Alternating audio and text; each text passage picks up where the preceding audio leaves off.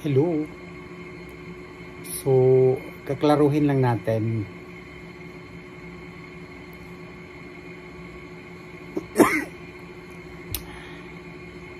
Sa lahat ng mga nagtatanong kung anong sakit ko, bakit ako na ospital, bakit bigla akong nanghina, ito na po. Punto por punto natin sasagutin. Kasi nandito sa papel na to kung ano yung diagnosis. So itong ubo ko na to ay parte lang to sa aking treatment, kasi nga mamaya sabihin natin. Okay, so I guess do alam na ng iba dyan kung ano talaga ang nagiging sakit ko. Oo. So, yun po. Diretso na tayo, no? Para wala nang patumpik-tumpik pa. Bumalik ang aking cancer. Ibig sabihin, recurrence bang tawag? Oh, recurrence. Ibig sabihin, bumalik ang aking cancer noong nasa Korea pa ako. May nagtatanong, di ba Ate Cha, cancer free ka na? Hindi ko sinasabing cancer free ako. Nag-survive lang ako for my first treatment doon sa South Korea. Ang aaminin ko, tao lang din ako, kulang ako ng impormasyon, lalong-lalo na po doon sa South Korea kung saan yung ibang language o yung ibang hindi natin maintindihan kasi diba Korean. Oo. So yun po. And pinaghandaan ko na ang bagay na to kasi buhat nang dumating ako sa Pilipinas 2018, ramdam ko pa rin talaga na may mali, or should I say, nandyan pa siya sa aking system.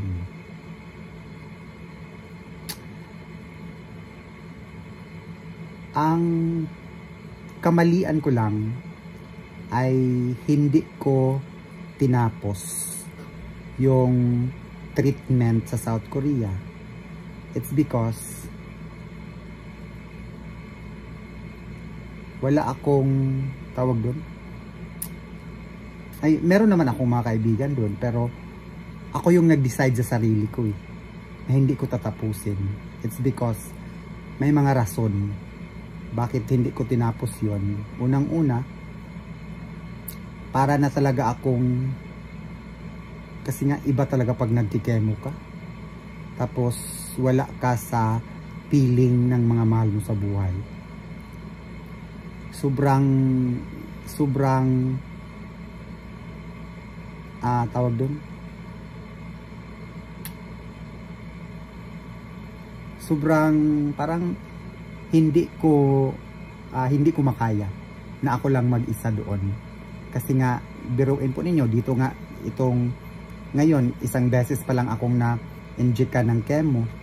Sobrang nangihina talaga ako, yung katawan ko sobra. Ang laki ng pinayat ko. Sobrang hina. Doon pa kaya sa South Korea na naka-4 na cycle ako doon? 5? Yun, kaya hindi ko tinuloy. Kasi sa tingin ko, sobrang hirap sa kalagayan ko na ako lang po mag-isa.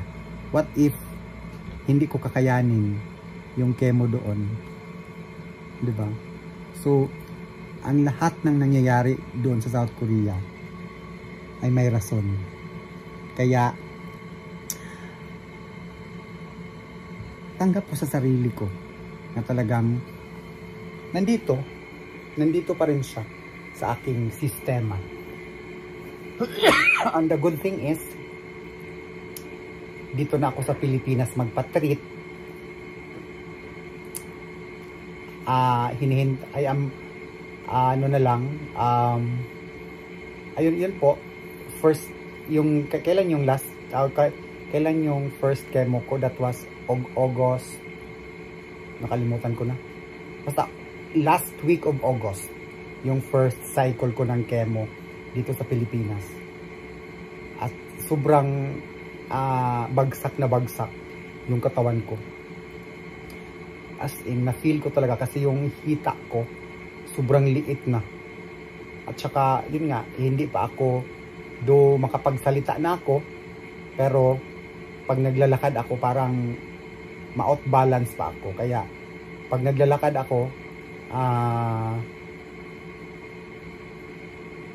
careful, baka maano ako, baka matisod. So yun yung na-feel ko. And yun nga po, ano ba talaga ang sakit mo, Ate Charing? Cancer po. Anong klase ng cancer? So dito sa dito sa papel na to, ito yung lista ng mga gamot ko. At ang diagnosis nandito ang diagnosis po ay recurrent soft tissue sarcoma with lung metastasis. So, ibig sabihin, recurrent of yung nagbalik ang name ng cancer is sarcoma, tapos doon siya dumapo sa soft tissue with lung metastasis. So, ibig sabihin, yung pag-ubo ko, iba nag-ubo pa ako ngayon. Ano lang to, this is the effect. Kasi nga, pumunta na siya sa lungs. Oo. So the good thing is, naagapan pa po. Kasi nga, sobrang, wala akong dinamdam. Sa totoo lang. Isang beses lang akong parang na-feel na talagang may mali. Yun nga, noong after sa birthday ni Nonoy Toroy, nag-check out kami Friday yun, no? Friday. Pagkatapos nun, tulog na tulog ako. Kasagsagan pa yun ng last huling gabi ng Ang Probinsyano. Pagkatapos ng Ang Probinsyano, tulog na tulog ako hanggang Sabado. Pagising ko Sabado, na-feel ko na talaga na may mali sa katawan ko. Kasi hindi na normal yung paghinga ko. So yun, doon na ako nagpasya na kontakin si Inday Ngabel, magpasundo ako doon para diretsyo na kami sa ospital. And yes, nakakita ako ng kapiling unconditional love sa katauhan po ni Inday Ngabel. Sobrang bait niya, as pamilya na talaga kami ni Inday Ngabel. Kaya dito ako ngayon sa bahay niya. Dito ako pansamantalang titira until my 4th session of chemo. Kasi nga, sabi ng doktor ko, magiging, kasi nga, yun nga, this is the result of the CT scan. CT scan and biopsy. So, yun nga po, yung bukol, tumubo ulit siya. Sa ila dito, tumubo ulit siya. Pero hindi ko siya namalayan na tumubo. Kasi wala naman akong naramdaman. So tumubo ulit siya. So yung rason na bakit sa ngayon ay mahirapan akong huminga, yun nga, yung bukol niya is aanuhin niya yung dadaluyan ng hangin. Oo. Kaya ubo ako. Yun yung dahilan. And then, pero meron akong na-feel na progress. Kasi nga, sabi ng doktor ko, mawala yung bukol. Or mag-shrink. Or ma-erase. Ma-erase yung bukol. Basta, yung chemo. So, yun nga, yung first cycle na ko ng chemo. Ngayon, medyo hindi na ako nahihirapan huminga. Pero kailangan ko pa rin ng oxygen. Ayan po. So nakita niyo yan kung sino ang nag-install niyan. Si Inday Mabel. So yun po. May ano siya, meron siyang progress na medyo yung paghinga ko unti-unti na siyang bumalik hanggat magkikemo ako, hanggat yung bukol sa ilalim hindi in-advise ni doc na operahan kasi nga itong bukol na to ay mawawala ito sa pamamagitan po ng chemo, or hindi ko pa alam, baka mag-radiation din ako. Siguro mag-undergo din ako ng radiation. Yun yung sabi po ng isang doktor. So yun po. Yun, ulitin ko. Ano ang sakit ko? Nagbalik po yung cancer ko. Ang name ng cancer na yun is sarcoma. And anong klase ng sarcoma? Kasi maraming klase po ang sarcoma. Soft tissue. Soft tissue sarcoma. And then yun nga po, bakit ubo ako? Kasi nga po, naapektuhan na po yung aking lungs.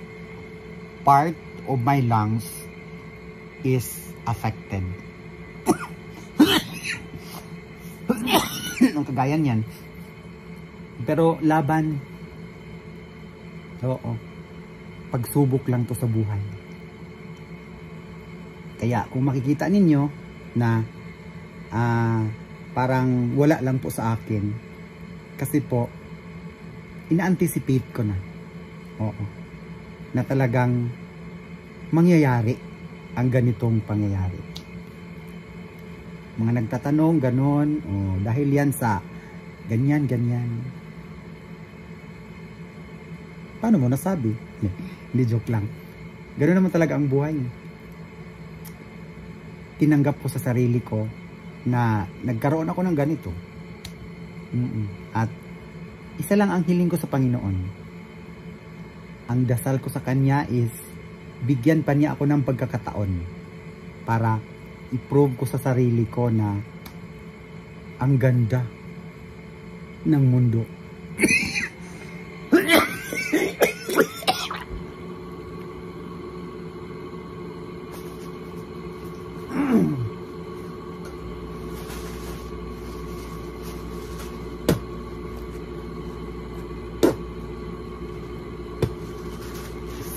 Spit mo na ako ha. Saan siya na?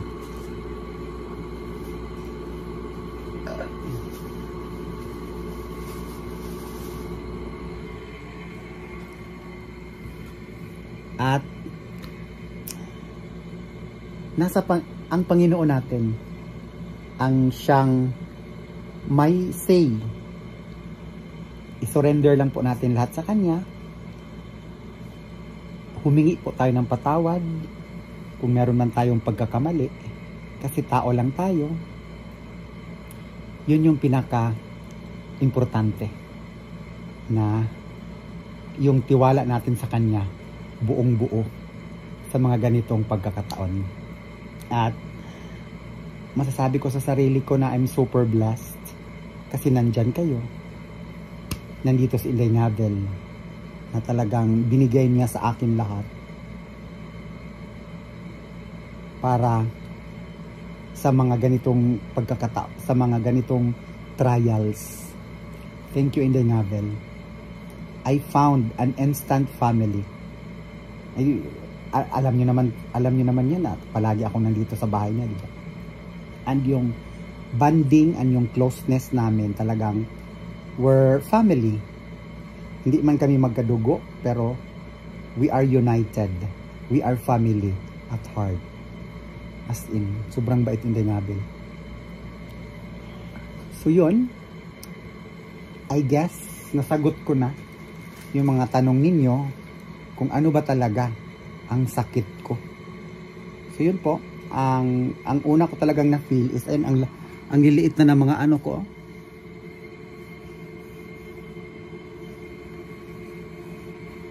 Sobrang liit. Para na akong sexy na babae dahil char. And ang susunod niyan, hindi ko pa natanong sa aking ongko if malalagas ba yung buhok ko. Pero factor talaga yan, malagas na. May white hair ako. Kaya, aantabayan na natin. Siguro pagkatapos ng cycle 2 ng aking chemo. Kasi sa cycle 2 ay 100% na ang ibigay na gamot. Kasi yung sa cycle 1, 75% lang daw po ang binigay ni Doc. So yun yung anuhan natin kung kailan ba ito matatanggal. Gaya ng nangyari sa akin doon sa Korea na wala, natanggal talaga ito lahat. Okay? And then, sa mga may karamdaman dyan, kagaya ko, huwag lang po talaga tayong makalimot sa Panginoon. Magdasal. Siyempre, huwag natin kalimutan, diba? Kasi nanghihina pa tayo eh. Kain lang tayo. Pero yung pagkain natin is, pipiliin natin yung angkop, yung mga healthy foods. At siyempre, talk to your family. Talk to your loved ones. Talk to your parents. Diba? Kasi nandyan lang naman sila para sa atin. So, yung pinaka masayang nangyayari sa akin, masasabi ko pa masaya. Okay. Hindi, masaya naman talaga. Yung pinakamasayang nangyayari sa akin is sa trials na ito, nandito ako sa kapiling ko yung mga mahal ko sa buhay. At syempre kayo, yung ating mga followers, social media followers, subscribers ko po sa YouTube, thank you sa inyong lahat. Kasi yun nga po, i-share ko ito sa inyo, itong trials na nangyayari sa akin. And yun po, let's surrender. Let's all surrender. Kasi nga, wala naman talaga tayong pagmamay-ari sa mundong ibabaw. Kasi lahat tayo ay temporary lang dito. Pero hiling ko sa Panginoon na bigyan pa tayo ng another chance. And yes, of course. Kasi marami pa po tayong gagawin. Dami ko pang projects. Siyempre kasama kayo dun. At antabayanan lang natin, no? Kasi nga yung itong treatment na to, may hangganan naman ito. Hindi naman to forever. So siguro it takes, wow, perfect. Perfect yung aking 95 and 80. 95 yung aking oxygen. Tapos 80 yung aking pulse rate. 78, ayan, bumaba. 77. Tapos 95 yung oxygen. So yun. And kailangan ko pang i-ready yung health ko para sa cycle 2 ng chemo. Kasi pag 100% na gamot ang ituturok sa akin ni Doc, talagang manghihina ako niyan. So, kain muna ako ngayon ng kain. Pero yung mga kinakain ko, yung mga vegetables karamihan. Tapos fish, no meat, fish lang. At saka yung rice ko ay brown rice po. Tapos more on vegetables and prutas. So yan po, I guess nasagot ko na yung katanungan ng iba, yung hindi pa talaga alam kung anong nagiging sakit ko at ano po yung sanhi nun. So ulitin ko, nagbalik yung aking cancer, recurrence of my cancer called sarcoma in the soft tissue with lung metastasis. So part of my lungs ay part of my lungs is affected na. Kaya medyo pag tuloy-tuloy akong magsasalita, ay inuubo ako. Pero yung ubo na, ano naman na ubo, hindi naman yung kaya ko lang na ubo. Okay? So, yan lang muna for now. God bless us all and thank you for all your prayers. Thank you for all your well wishes. Yes. Siguro it takes, hintayin lang natin, siguro mga 1 year. Hindi ko pa alam kung, kasi ang chemo kasi is, hindi yun ibibigay agad-agad lahat. Kasi magdepende din yun sa aking immune system. So let's say for example, 1 year after, kagaya dun sa Korea. At laban tayong lahat. Okay? So that's it for now muna. Katapos ko lang kasing kumain. And then nagbihis ako, naglinis. Hindi pa ako nakaligo. Magpa-prepare ako ng init na tubig kasi ilang araw akong hindi naligo. So magpa-prepare ako ng init na tubig tapos yun yung ikaligo. Okay? Thank you so much. God bless us all. Thank you for all your prayers. Bye.